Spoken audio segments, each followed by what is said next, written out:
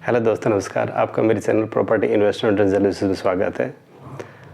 आज का मेरा टॉपिक रहेगा कि भाई किस तरह से कंपटीशन को क्रैक करना चाहिए और किस तरह से एकेडमिक क्वालिफिकेशंस, एकेडमिक जो आपकी क्लासेस है उसमें अच्छा रैंक ले सकते हो। देखो, जो बच्चे इंटेलिजेंट है और जिसको अच्छी गाइडेंस है, जिसको अच्छे स्कूल मिले हैं, तो वहाँ से तो उनको ये गाइडेंस मिल जाती है कि भाई किस तरह से हम मतलब एक अच्छे रैंक को ले सके, तो उनके टीचर गाइड करते रहते हैं। लेकिन जो नॉर्मल स्कूलों में हैं या जो एक तरह से कह लो सरकारी स्कूलों में हैं जिनमें ज़्यादा बच्चों पे ध्यान नहीं दिया जाता है, तो उनसे मेरा यही है कि भाई आपका अगर आईक्यू अच्छा है तो आप काफ़ी अच्छी तरह मतलब अच्छा रैंक ले सकते हो और आपकी मेमोरी अच्छी है। तो देखो, इसमें आपको यही करना है कि जिस भी एग्ज़ाम के लिए आप अपीयर कर रहे हो, चाहे वो एकेडमिक वाला एग्ज़ाम हो या फिर आपका कोई कंपटीशन का एग्ज़ाम हो, आप सिलेबस पे ख़ास ध्यान दीजिए कि भाई किस सिलेबस को ये एग्ज़ाम कवर कर रहा है। सबसे पहले आप सिलेबस को ही ढूंढिए कि इसमें किस चीज़ की भाई रिक्वायरमेंट है और क्या पूछा गया है।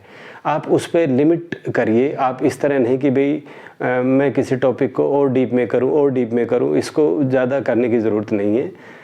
सिर्फ आप सिलेबस के हिसाब से आप उसको चुनिए। ऊपर से आप ये देखिए कि भी आपका जो सिलेबस है वो किसी खास पब्लिशर से मटेरियल आपके पास होना चाहिए।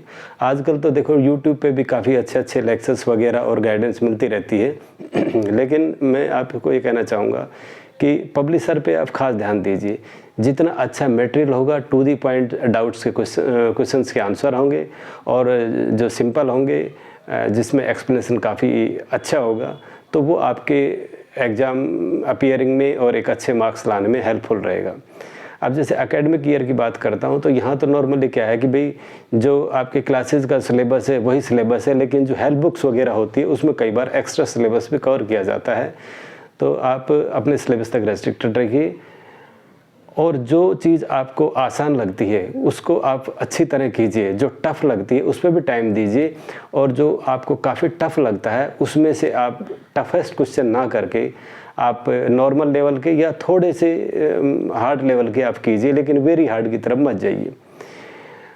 और अगर कंपटीशंस की बात आती है तो कंपटीशन में आप अच्छी तरह ये ध्यान दीजिए कि भाई इसमें लास्ट 10 ईयर्स के पेपर्स कितने हैं। देखो, कंपटीशन आजकल नॉर्मली ऑब्जेक्टिव टाइप हो गए हैं और इसमें भी सिलेबस कवर होता है। जो सिलेबस इसमें दिया गया है उस पर ध्यान देते हुए आप उसके लास्ट 10 ईयर्स के क्वेश्चन कीजिए। आप मॉडल टेस्ट पेपर उठाइए। पहले तो आप सिलेबस के हिसाब से 2 बार कम से कम आप उसको रिवाइज़ करना है आपको। और रिवाइज़ करने के बाद जब आप फाइनल स्टेज में आते हैं, जब आपके 10-12 दिन एग्ज़ाम के रह जाते हैं, तो आपको सिर्फ मॉडल टेस्ट पेपर और लास्ट ईयर के क्वेश्चंस करने हैं। उसमें आपने स्पीड एंड एक्यूरेसी पे ध्यान देना है। अगर आपकी स्पीड अच्छी होगी तो आप टाइम पे ही उन क्वेश्चनों को कर पाओगे और एक अच्छा रैंक ले पाओगे। अगर आपकी स्पीड कम है तो आपको क्वेश्चन आते हुए भी अगर आप क्वेश्चन को पूरा नहीं कर पाए, आपने पूरे क्वेश्चन अटैम्प्ट नहीं किए, तो आप कंपटीशन में पीछे रह जाओगे।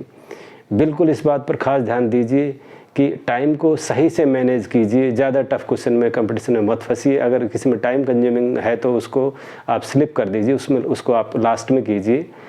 और बस आप स्पीड एंड एक्यूरेसी पे ध्यान दीजिए और कोशिश करें कि आप लगभग पूरे ही क्वेश्चंस को अटैम्प्ट करें। अगर नेगेटिव मार्किंग है तो आप ये विशेष ध्यान दीजिए। आपको अगर डाउट किसी क्वेश्चन पे है तो प्लीज़ उसे अटैम्प्ट मत कीजिए। अगर वो आपको नहीं तो आपको पीछे धकेल देगा।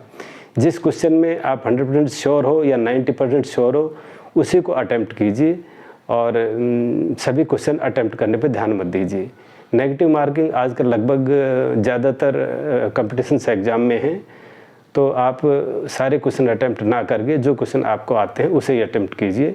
विद इन टाइम आपका सारा क्वेश्चन पेपर सॉल्व होना चाहिए। इस तरह की आप प्रैक्टिस कीजिए, बल्कि घर पे आप प्रैक्टिस इस तरह की कीजिए कि आप कम से कम 10, 15, 20% टाइम से पहले ही आप अपने क्वेश्चन पेपर को ख़त्म कर लें। जब आप ऐसा आप घर पे प्रैक्टिस करोगे तो जब आपके पास पेपर आएगा तो आप उसको विद इन दैट टाइम आप उसको कर पाओगे और आपकी प्रैक्टिस आपके काम आएगी, आपको एक अच्छा रैंक आएगा। तो मेरी आप सभी को एक अच्छे सर्विस के लिए, एक अच्छे कंपटीशन के लिए शुभकामनाएँ। Kindly subscribe my channel, view comments and share please. Thank you very much.